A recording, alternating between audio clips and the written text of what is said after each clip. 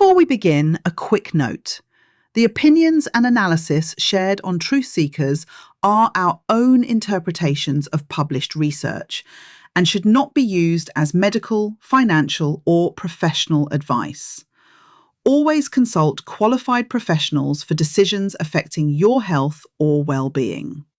And with that out of the way, welcome to Truth Seekers. I'm Bill Morrison. And I'm Alex Barrett. Today is March 19th, 2026, and we're talking about going backwards, the walking hack that outran its own evidence. Let's get to the truth. Right, so I've been sent this video approximately 14 times in the last month. People walking backwards on treadmills, in parks, down pavements, all of them absolutely convinced they've cracked the code on aging. The 40% calorie burn thing. The 40% calorie burn thing. And it rewires your brain. I've had my mom texting me about this. My mom, Bill. Okay, so I'll be honest. When I first saw the headline, I thought, there's something there. Different muscle engagement, higher perceived effort. It doesn't sound completely made up on its face. Which is exactly what makes it interesting, because there is something there. It just reminds me a bit of the cold plunge episode we did. Remember? There was genuine biology underneath the anti-aging claims. It just wasn't doing what anyone said it was doing. Yeah, same structure. Real finding, real mechanism, and then somewhere between the lab and your mom's phone, it becomes something else entirely. Your mom's phone. And that gap between what the research actually shows and what's being repeated across every health platform, that's the whole story. So let's start with the big one, 40% more calories. That's the number everywhere. That's the number my mum got. Where does it actually come from? Okay, so the foundational study here is Ferris et al., 2004, published in the Journal of Orthopedic and Sports Physical Therapy. 27 participants, Wait, I thought it was closer to 30. no, 27, average age 24, walking on a treadmill at 2.5 miles per hour, different incline grades. They measured heart rate and oxygen consumption, VO2, which is essentially how hard your body is working to fuel the movement. Right. Backward walking increased heart rate and oxygen consumption by 17 to 20% compared to forward walking at the same speed and grade. 17 to 20. The paper says it directly, 17 to 20% higher for backward walking than for forward walking. Not 40. Not 40. Not even close to 40. And here's where it gets interesting. The New York Post, and they're not alone in this, published something that said, and I want to read this carefully, walking backward can elevate heart rate and oxygen consumption by 17 to 30% more than forward walking, which means you can stand to burn 40% more calories. Hang on. So they cited the actual number, 17 to 30, and then just decided it meant 40. They made a mathematical leap that the data does not support. A 17 to 20% increase in oxygen consumption is not the same as a 40% increase in calories burned. Those are not interchangeable figures. VO2 and calorie expenditure have a relationship, but it's not one-to-one. And nobody in that study measured actual calorie burn. When I was covering health for the paper, we'd get sent stats like this constantly. Someone upstream makes the leap, it gets quoted, and then it just travels. Nobody goes back to the original. That's exactly it. The American College of Sports Medicine apparently cited 40% more calories at some point. And once a credible sounding institution puts a number out there, it gets repeated as gospel. I've been there in data work. You see a statistic cited so many times, you assume someone upstream verified it. And no one did. The original study never said 40%. Full stop. Okay, so that's the calorie claim. But then there's the brain stuff, which is the part that really got me. Yeah. So Koch and colleagues, 2009, published in Psychological Science. 38 participants. The study had people either step forward, step backward, or step sideways. Sideways was the control.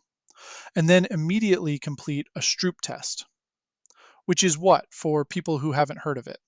It's a classic cognitive task. You see color words printed in mismatched ink, the word red written in blue, say, and you have to name the ink color, not read the word. Your brain has to actively override its automatic response. It measures cognitive control. You know what? I find those genuinely hard. I've tried them online. There's something deeply uncomfortable about your brain fighting itself like that. That's the whole point of it, really. It's tapping into something real about how attention works. It's actually one of the more robust paradigms in cognitive psychology, That's actually quite good methodology for that specific thing, even if. even if it's measuring something very narrow. Right. Okay, so what did stepping backwards actually do? People who had just stepped backward were about 36 milliseconds faster on the conflicting trials, the hard ones where the word and color don't match, compared to people who stepped forward, 36 milliseconds. which is statistically significant in the study.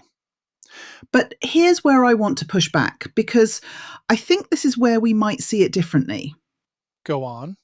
You said it's a real effect, and I've heard you say that a couple of times now. And I'm not sure the novelty problem doesn't just swallow the whole thing. If I ask someone to do something strange right before a cognitive test, they're more alert, their attention is up. That's not their brain being rewired, that's just being briefly switched on. How is the study ruling that out? It's not. There's no control for novelty. That's a genuine limitation. And that feels to me like the central issue, not a footnote.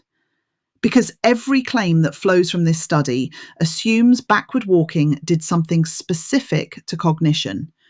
But if hopping on one foot before the Stroop test would produce the same result. Okay, yeah. I think I was underweighting that. I was focusing on the fact that the effect was statistically significant and the design had a control condition, the sideways stepping.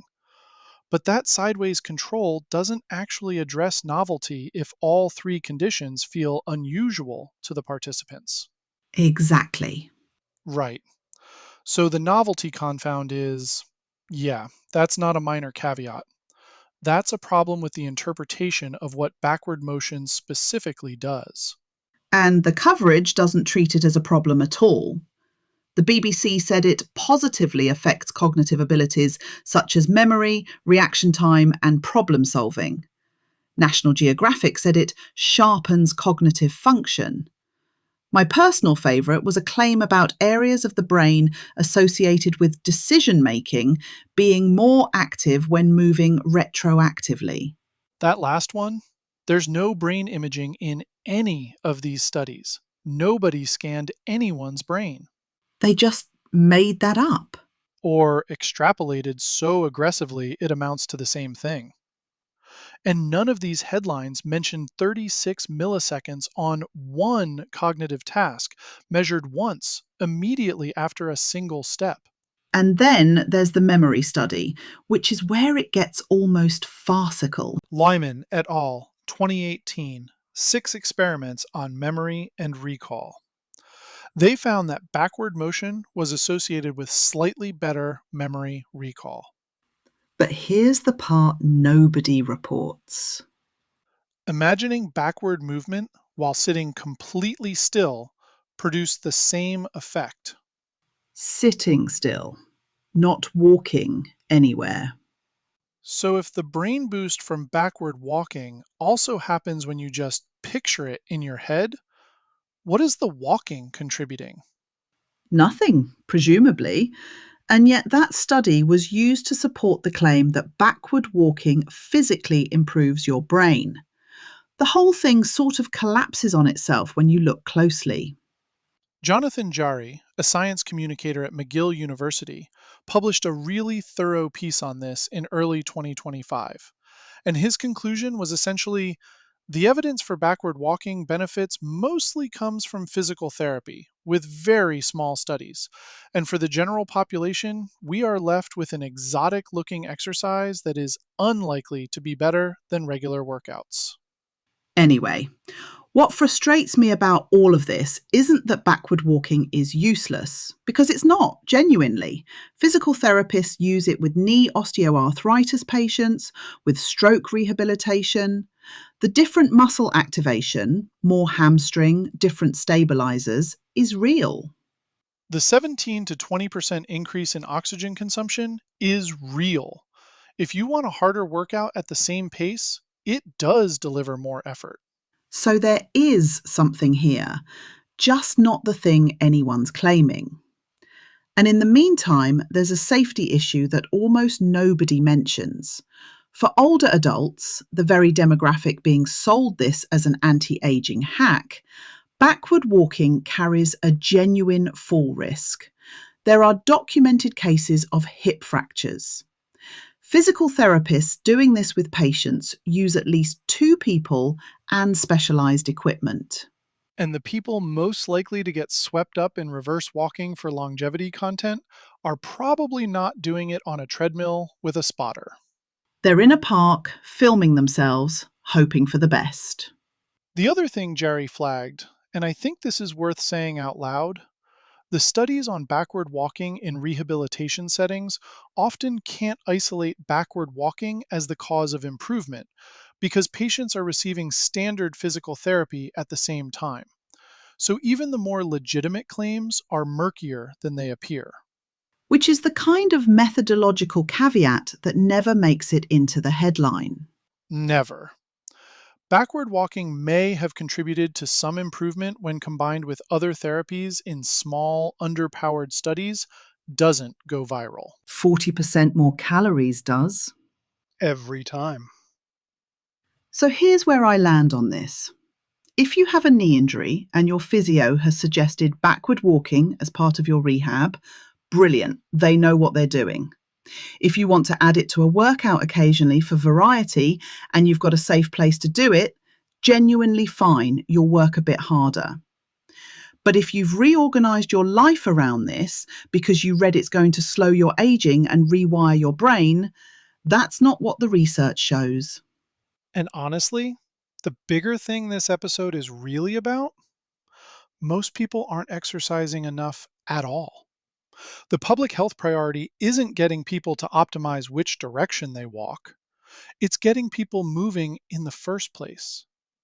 Regular walking, forward, at any pace, consistently, has an enormous evidence base behind it. That story doesn't trend. Walk. Just walk. It's fine. Not very clickable. But that's the truth. And the thing to watch for next time you see a health claim with a suspiciously round, suspiciously large number attached to it, 40%, 50%, whatever, go find the original study. Check the sample size. Check whether what was actually measured is what's being claimed. Those three steps catch most of this before it reaches your mom's text messages. My mum's text messages. The final frontier of health misinformation. We're not there yet, but we're working on it. Right, that's all for today's dive into the data. Just remember, everything we've discussed is our interpretation of published research and shouldn't replace professional medical advice. Absolutely. If you're dealing with health or mental concerns, talk to your doctor, not just us data nerds on a podcast. I'm Alex Barrett, And I'm Bill Morrison and we'll see you next time. on Truth Seekers, Until then, question everything. but verify with data.